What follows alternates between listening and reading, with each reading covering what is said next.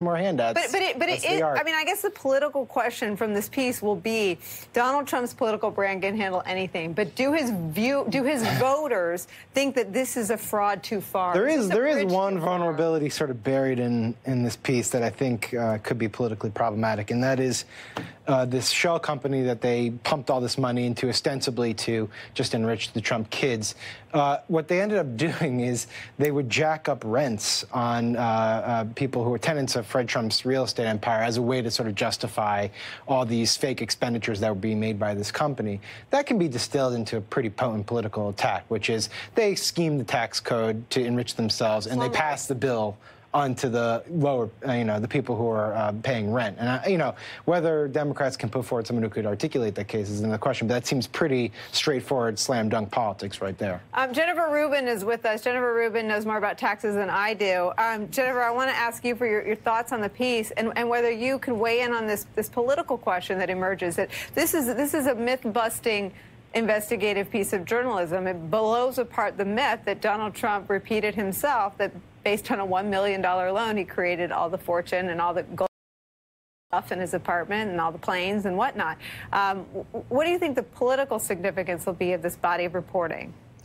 I think, unfortunately, there's a certain element, of course, that doesn't believe facts, and they don't believe facts that the New York Times or the Washington Post or MSNBC or other mainstream outlets come up with. So for his true core base, those people have drunk the Kool-Aid a long time ago. They're not going to be dissuaded or upset by this at all.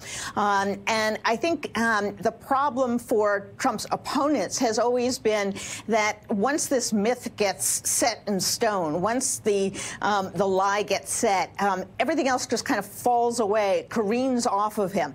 But I would say I think there are three major ramifications. One is that we have a special counsel now digging into his businesses. And he has flipped the CFO of his company.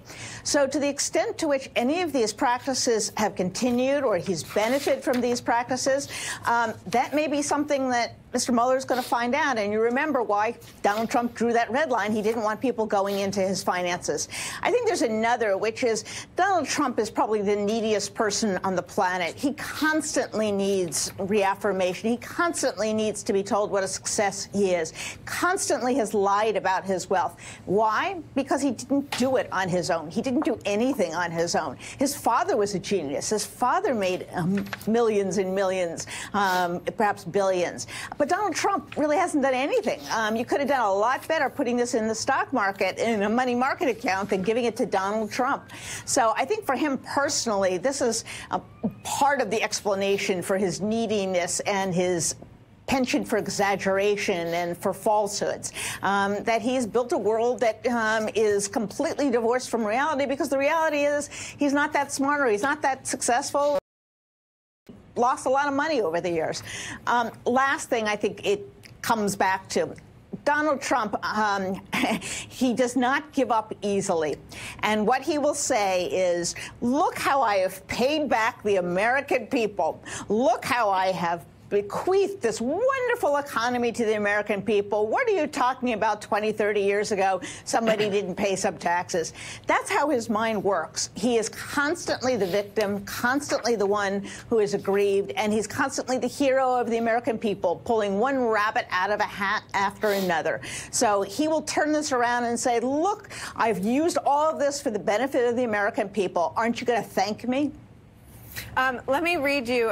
There's a great paragraph in here. I got to page 37, David, here. I'm ready for my quiz. I want to ask you to weigh in. I want Ashley to weigh in on this, too. Money is at the core of the brand Mr. Trump has so successfully sold to the world. Yet essential to that myth-making has been keeping the truth of his money, how much of it he actually has, where and whom it came from, hidden or obscured. Across the decades, aided and abetted by less than aggressive journalism, Mr. Trump has made sure his financial history would be sensationalized far more than seen. David? Yeah, I think I think that one of the revelations to us in doing this story is that, this is a guy who has really, he's been famous and been so heavily covered for so many decades, and yet I can tell you that you can search high and low through all the books, all the cover stories, all the TV interviews, and I can promise you, you will never see any reference to all-county building supply and maintenance, which is one of the companies that we described here that they used to evade taxes.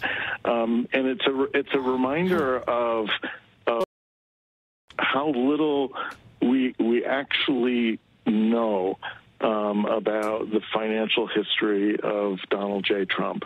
We have, I think, and I hope, have pulled back many, many new layers of this, but I think there's still a heck of a lot of work left in front of us. Ashley? Well, a central irony here is one thing that Donald Trump has always done is to sort of proudly overinflate